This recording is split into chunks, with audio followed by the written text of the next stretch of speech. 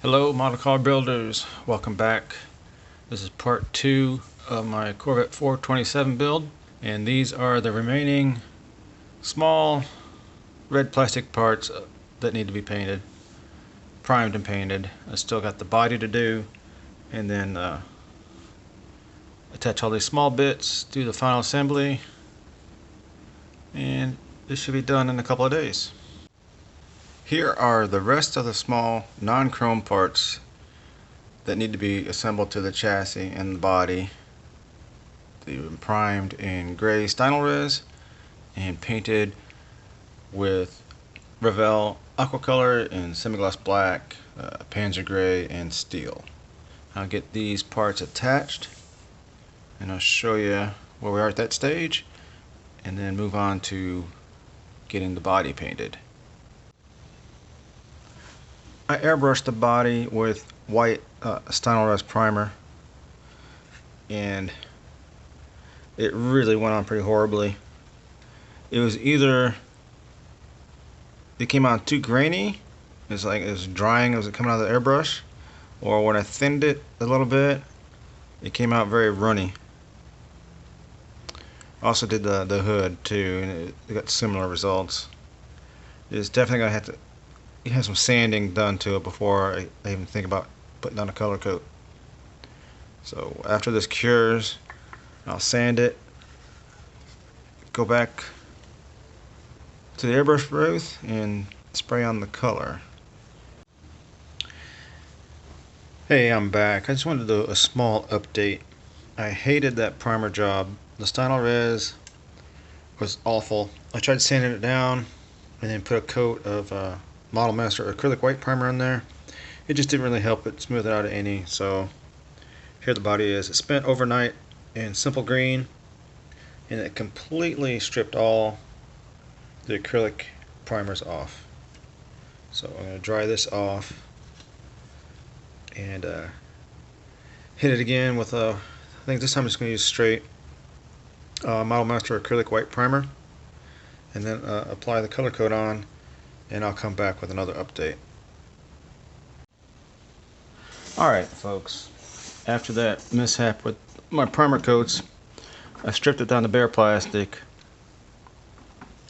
and then I reprimed with Model Master acrylic white primer. Let that cure overnight, and I sanded with a 1000 grit sanding sponge. Smooth out all the imperfections and orange peel, and then sprayed on some Testra square bottle acrylic gloss white. I'll let that cure. I guess it's been more than 24 hours right now, and that came out pretty good. It's not especially glossy, but that's fine, because I'm gonna put another color coat on top of the white. I'm going to try out this Delta Ceram Coat Pale Yellow craft paint. It says it's for hard surfaces, so I'm optimistic on how that's going to look. So I'll mix this up with some thinner, see how she sprays on. See you shortly. Alright, as I was mixing up the paint, I noticed there was some trash in the white coat, so I went over it with a 5000 grit sanding or abrasive sponge. Here's a piece of it. I got this at O'Reilly Auto Parts. It's a very flexible sponge with a kind of abrasive cloth grid on one side. So smooth out some of the trash. I'm gonna load up my airbrush. Thinned the acrylic paint with my Hataka acrylic thinner. See how she sprays.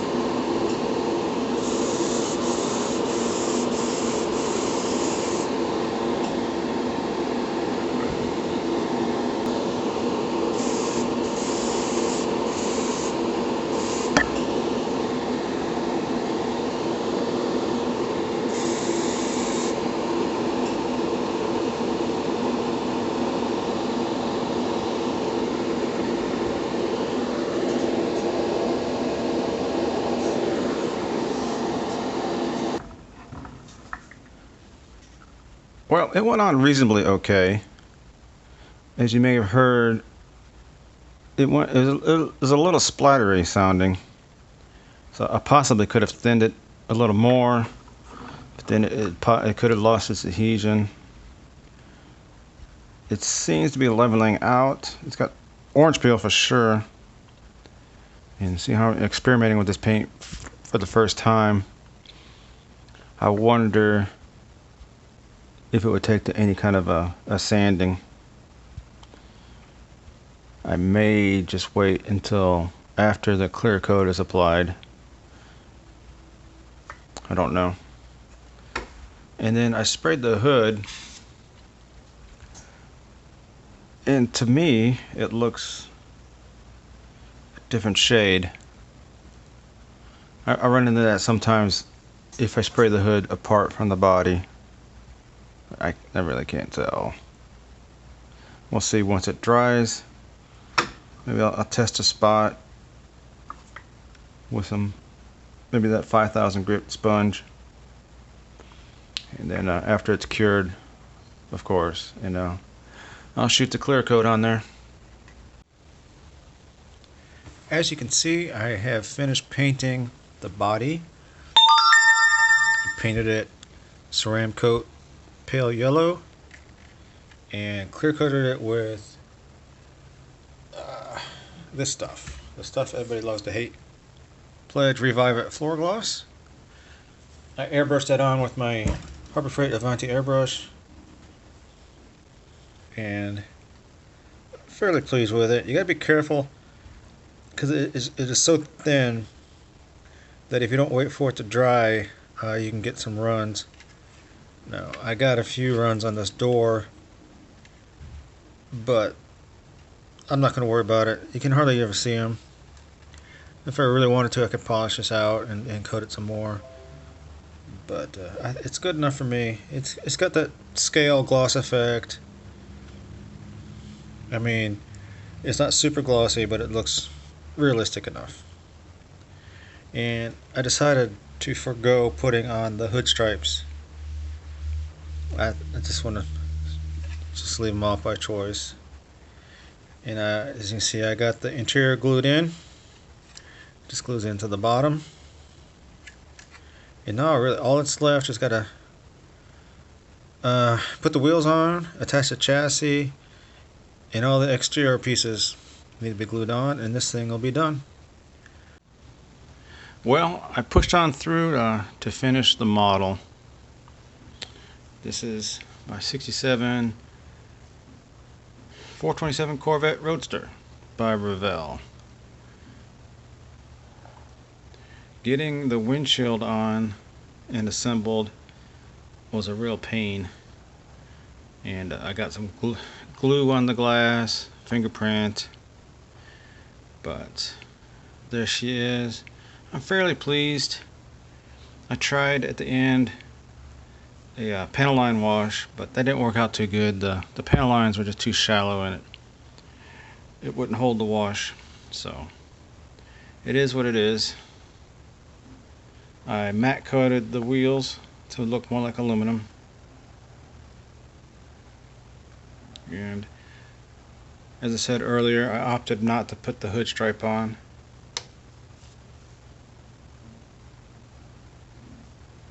But she's finished. She's presentable. And if you stay tuned to the end of the video, I'll have a slideshow showing some little better photos. Thank you for watching, and if you like this video, please like and subscribe, and I'll see you on the next one.